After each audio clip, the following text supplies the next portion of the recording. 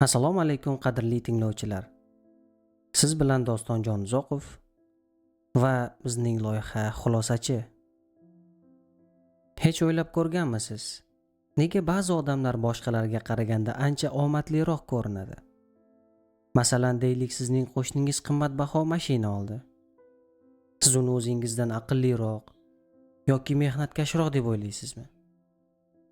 Yoki balki unga shunchaki omad kulib boqqandir?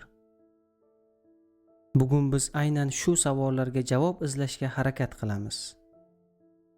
Biz dunyoga mashhur, mutafakkir, essaychi va sobiq treyder Nasim Nicholas Talebning shov-shuvli Fooled by Randomness, ya'ni tasodifga aldanganlar, hayotda va bozorlarda omadning yashirin roli kitobini birgalikda tahlil qilishni boshlaymiz.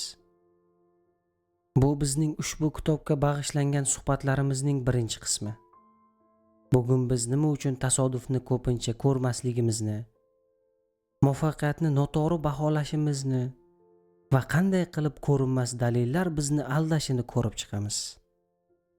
Tayyor bo'lsangiz, unda boshladik.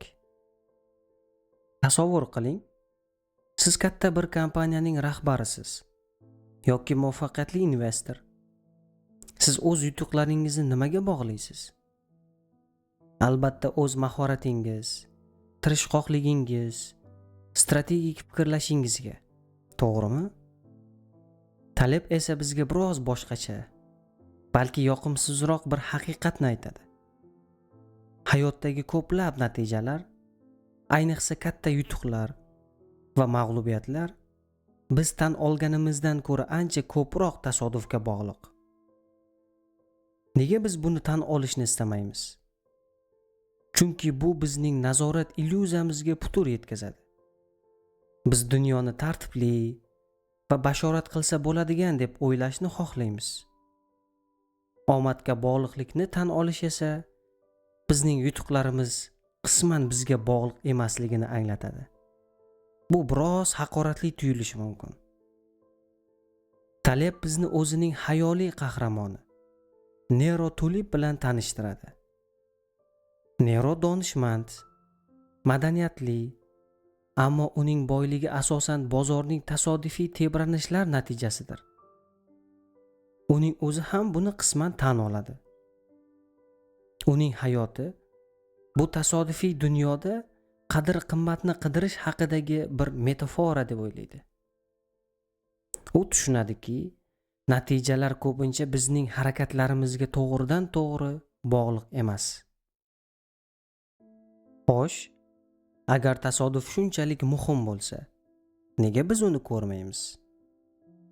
Taleb buning asosiy sabablaridan biri sifatida omon qolish xatoligi yoki inglizchasiga survivorship bias deb ataladigan hodisani ko'rsatadi. Bu nima degani? Bu shuni anglatadiki, biz xulosa chiqarayotganda faqat omon qolganlarni, ya'ni g'oliblarni, muvaffaqiyatli odamlarni, muvaffaqiyatli kompaniyalarni ko'ramiz va o'rganamiz. Biz ularning strategiyalarini, odatlarini, muvaffaqiyat sirlarini o'rganib, ularga taqlid qilishga harakat qilamiz. Lekin biz juda muhim bir narsani unutamiz. Xuddi shunday strategiyalarni qo'llagan, xuddi shunday harakat qilgan, lekin omadi kelmay, muvaffaqiyatsizlikka uchragan juda ko'p odamlar va kompaniyalar bor. Ular bizning ko'z o'ngimizda emas. Ular haqida kitoblar yozilmaydi, ular intervyu bermaydi. Ular ko'rinmas dalillar. Tasavvur qiling, sizga faqat lotereya yutgan odamlar haqida gapirib berishsa, siz lotereya o'ynash juda foydali ish degan xulosaga kelishingiz mumkin. To'g'rimi? Lekin yutqazgan millionlab odamlar haqida hech kim gapirmaydi. Muvaffaqiyatli treyderlar yoki bizneslar haqidagi hikoyalar ham ko'pincha shunga o'xshaydi. Biz faqat cho'qqiga chiqqanlarni ko'ramiz va ularning mahoratini oshirib yuboramiz. Omad rolini esa unutamiz. Tasodifni ko'rmasligimizning yana bir sababi biz faqat sodir bo'lgan bitta tarixni ko'rishimiz va unga haddan tashqari ko'p ahamiyat berishimizdir. Taleb bizni muqobil tarixlar haqida o'ylashga chaqiradi. Ya'ni tasodif aralashuvi bilan yuz berishi mumkin bo'lgan, lekin yuz bermagan boshqa natijalarni ham tasavvur qilishimiz kerak. Taleb klassik misol keltiradi. Rus ruletkasi. Bir odam o'ziga to'pponcha tirab, bir marta tepkini bosadi va o'q otilmaydi. U tirik qoladi va katta pul yutadi agar u pul tikkan bo'lsa. Biz uni muvaffaqiyatli deya olamizmi? Uning qarori aqlli edimi? Albatta yo'q. U shunchaki o'ta xavfli ish qildi va unga omad kulib boqdi. U o'lishi ham mumkin edi. Bu muqobil tarix. Uning tirik qolgani uning harakati to'g'ri bo'lganini anglatmaydi. Xuddi shunday biror biznes qaror yoki investitsiya muvaffaqiyatli chiqqan bo'lsa, bu har doim ham qarorning o'zi zo'r bo'lganini bildirmaydi. Balki sharoit o'ngidan kelgandir. Balki kutilmagan omad yordam bergandir. Boshqacha bo'lish ham mumkin edi.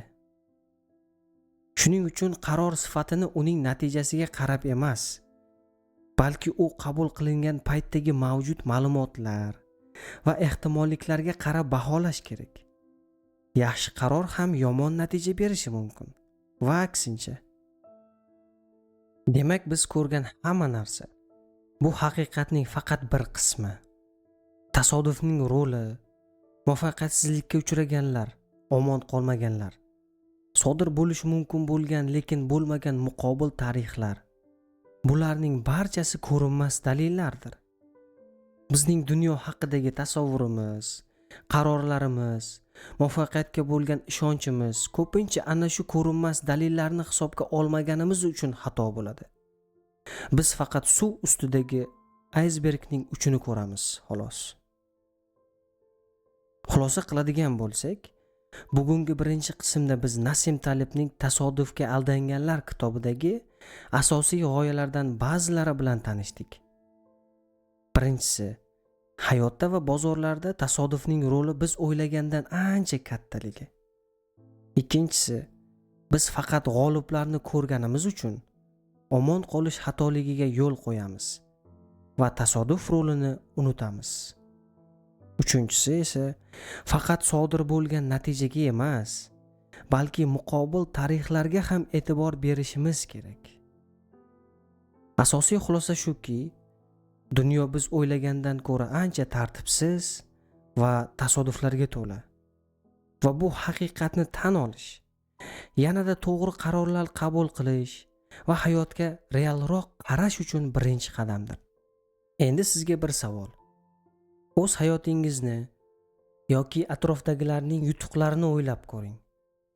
Qayerda siz tasodif rolini kam baholagan bo'lishingiz mumkin? Bu haqda kommentlarda yozib qoldirsangiz juda qiziq bo'lardi. Keyingi qismda biz yanada chuqurroq kirib boramiz. Miyamizning o'zi bizni qanday qilib aldashi, nima uchun biz hatto tasodifiy hodisalarda ham qonuniyatlar va hikoyalar ko'rishga moyilligimiz haqida gaplashamiz. O'tkazib yubormang.